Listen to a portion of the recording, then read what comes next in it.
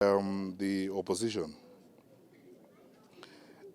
I want to go over this very carefully because, electoral contests and the transition that we are going to as a country is also a leadership moment, which requires a lot of restraint, a lot of maturity, a lot of consultation and inclusion.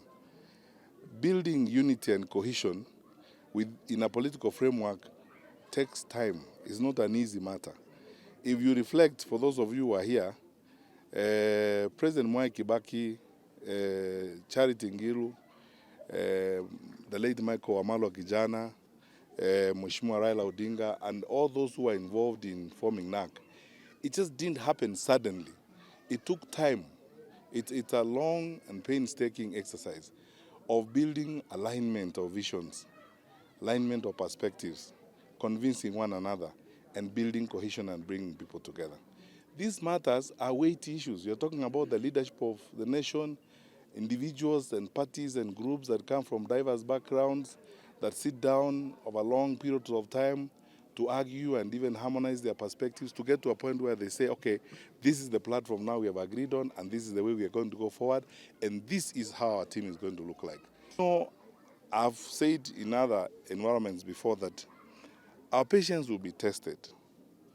Our perseverance will be tested. Our sense of patriotism will be tested. But we must overcome those temptations and work together, because the people of Kenya expect that their leaders will work together. So I don't want to go into, because the infrastructure we have in the opposition is already actually laid out. We have two conveners of the team, Honorable Martha Karua and Honorable Kalonzo Musyoka. We have an official spokesperson who heads the secretaries now, the Honorable Dr. Muhisa Gitui. And then the other structures that already have been set up, the Honorable Kipruto Kirwa heads the coalition building committee. And he has drawn in a lot of, other people and leaders from other walks of life. It's an institution. So we have to act in an institutionalized manner. So one thing I will not do, to be frank with you, is I cannot speak on the sidelines of that infrastructure when I do not have the authority of the conveners or the authority of the spokesperson to address certain matters. And these leaders, at the right time, will address these issues. But everyone knows this, and I've pointed this out. This is a journey that we are walking. And this is what will test our political maturity. It will test our leadership skills, our sense of inclusion, and our patience. And for us used here to include people like myself who are interested in national leadership, I'm willing to be as patient as time and the Lord will allow, and stay the course, work with the people of Kenya, and make my contribution and be a leader.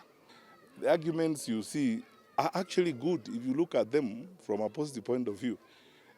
Just imagine if we were in a country where the thinking of one person rules the day and is the way everyone goes.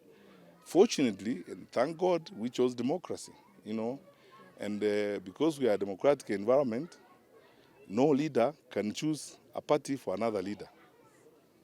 And no leader can choose a leader for the people of Kenya. So it's a democratic process that is going on. It will get us time to get there, all of us, but we will get there. I mean, have no fear at all. I have faith, I'm confident we will get there. And we will deal with this with the requisite maturity, the requisite discipline, sense of restraint, and respect for each other's opinions. Because that is the only way we are going to build Kenya. There is never going to be a time we will not have differences of opinion, because look at the diversity of our country. And that diversity, even political diversity, is itself actually a huge plus for us. That's why we are Kenya. That's why we are in this wonderful country. We are blessed to be here. We have this country where a multiplicity of political perspectives exist. And from time to time, we will have differences of opinions, then arguments, then we will sit around the table and call each other together, speak to each other as brothers and sisters, resolve them, and identify the development challenges we have to face and do for our people.